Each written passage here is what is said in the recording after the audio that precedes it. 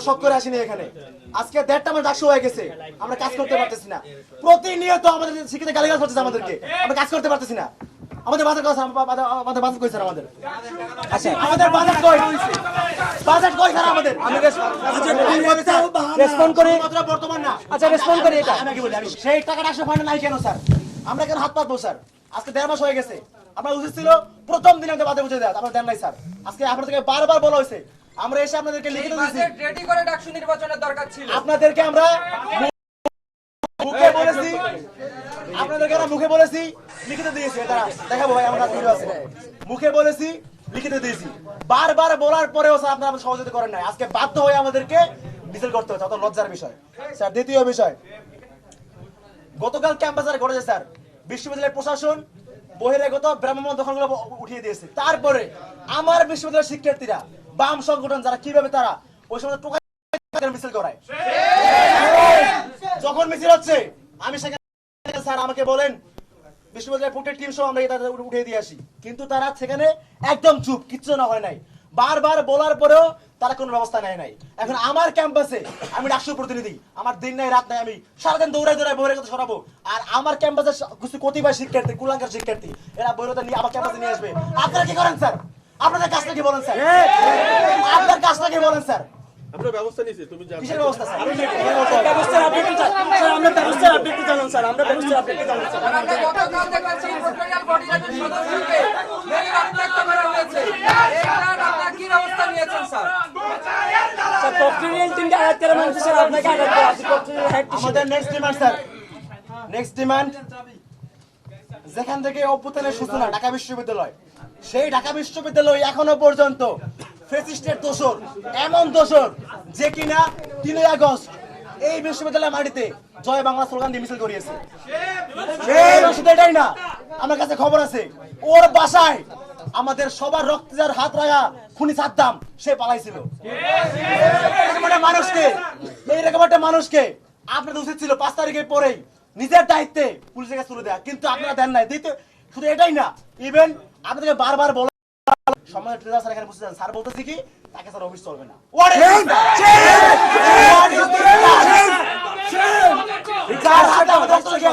সে কেউ এখনো বসে আচ্ছা তোমাদের রেসপন্ড করি আমরা একটা রেসপন্ড করি। এখন এই মুহূর্তে পুলিশে দিতে হবে, এই মুহূর্তে ডক্টর স্যার আপনি এই মুহূর্তে পুলিশে দিতে হবে।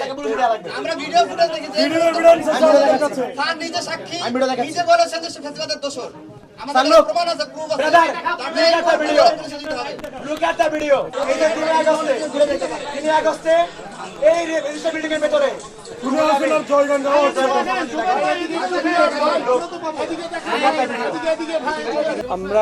আমি ডিআইকে নির্দেশ দিয়েছিলাম আমাদেরকে গত ডাকসুর পর থেকে আমরা গত 90 পর আমরা অ্যাপ্লিকেশন করতে 90 পর থেকে ওটা আমাদের ডকুমেন্টস সম্ভব না, নয়, কেন? সেটা করবে।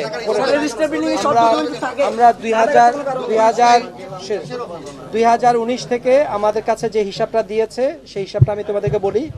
এই পর্যন্ত আমরা ডাকসুর জন্য পেয়েছি 1,11,67,691 টাকা, আর আমাদের এর মধ্যে খরচ হয়ে গেছে 1,38,00,000 টাকা। এই টাকা আপনারা কিভাবে খরচ করছেন? কারণ হচ্ছে ডাকসুর যে ইলেকশন হয় এই খাতের মধ্যে সেটা তো হচ্ছে গিয়ে সেটা তো পলিসি ডিসিশন, কিন্তু আমাকে ইউজিসি যেভাবে আমাকে বাজেট দেয় এভাবে দেয়। এখানে আমাদের আমি শেষ করি, তুমি পরে আমার সাথে ডিবেট করো। আমার প্লিজ পরিস্থিতি কি দেখাবে আমার না স্যার, আমরা স্টুডেন্ট, আমি ডাকসুর প্রতিনিধি, আমার টাকা দাম বুঝিয়ে দেবেন। পরিস্থিতি কি করে আপনারা জানেন স্যার? পরিস্থিতি আপনারা আমার পরিস্থিতি দেখাবেন। আমি শেষ করি প্লিজ প্লিজ প্লিজ প্লিজ তোমরা এই কথাগুলো আমরা আরো সুন্দরভাবে কথা বলতে প্লিজ। তোমাদের সাথে প্রত্যেকবার আমি সুন্দর করে কথা বলেছি।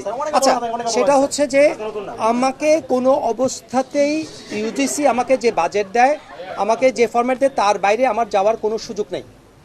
কারণ হচ্ছে ঢাকা বিশ্ববিদ্যালয়ের ফাইন্যান্সিয়াল কোনো ফ্রিডম নাই, যেহেতু আমাদের কোনো আয় নাই বলতে গেলে, এবং সে আমি শেষ করি, আমাদের যেহেতু আয়টা খুব কম এবং আমাদের সরকারি বাজেটের উপর নির্ভর করতে হয়, অর্থ সংস্থার উপর নির্ভর করতে হয়, সেই কারণে আমাদের কোনো ধরনের স্বাধীনতা নাই। এই বছর 2024-25-এর জন্য, সরি 25-26-এর জন্য সরকারের কাছ থেকে আমরা 1200 কোটি টাকা চেয়েছি। সরকার আমাদেরকে অ্যারাউন্ড 900 কোটি টাকা দিয়েছে। তার মানে হচ্ছে গিয়ে আমাদেরকে দিয়েছে 4 ভাগের 3 ভাগ, ঠিক আছে। আরেকটা হচ্ছে যে আমি এই বছর ন্যূনতম সব কিছু চালালেও আমার 100 কোটি টাকা বাজেট ডেফিসিট থাকবে। আমার মনে হয় না আমার আগে কোনো ট্রেজারার করেছে। এবছর বাজেট করার আগে আমি তৎকালীন যে শিক্ষা সচিব তার কাছে ফোন করেছিলাম, ফোন করে বলেছিলাম এভাবে একটা বিশ্ববিদ্যালয় চলতে পারে না, এই বিশ্ববিদ্যালয় চলবে না, এই আগামী এভাবে চললে 15-20 বছর এই বিশ্ববিদ্যালয় বন্ধ হয়ে যাবে। উনি আমাকে বলেছে হয় আপনি খরচ কমান, না হয় আয় বৃদ্ধি করেন। আয় বৃদ্ধি করার আমার কোনো সুযোগ নাই। সো আমাদের ফাইন্যান্সিয়াল কোনো স্বাধীনতা নেই। ডাকসু শিক্ষার্থী থেকে প্রতি বছর ভর্তি এই যে অত্যন্ত নিয়মতান্ত্রিক ভাবে আমাদের প্রশাসন তাদেরকে দাবি জানাতে আসছি আমরা এখানে, কিন্তু এসে অবাক হইলাম। আমাদেরকে মনে কথা আমার চোর পুলিশের মধ্যে খেলা হচ্ছে মনে হয়। এসে দেখলাম আমাদের গেটে এত আমার তারা কেন বলেন স্যার, বলেন স্যার এটা কেন মারা হয়েছে, এটা কেন মারা আগে বলেন স্যার, এটা আগে বলতে হবে, এটা কেন মারা হয়েছে, তালার ব্যাপারটা আমি বলি, কেন মারা হয়েছে তারা, আমরা কি চোর নাকি স্যার, আমি বলি তালার ব্যাপার। আমরা ডাকসু নির্বাচন করতে স্যার, আমাকে শেষ করতে দাও। আমাদের কথা আছে বলে হ্যাঁ বলে আমাদের রাইট আছে, অবশ্যই বলবো। তারা কেন মারা হয়েছে, তালা মারা হয়েছে, এখানে বিভিন্ন লোকজন আসে তো ওরা তো আমরা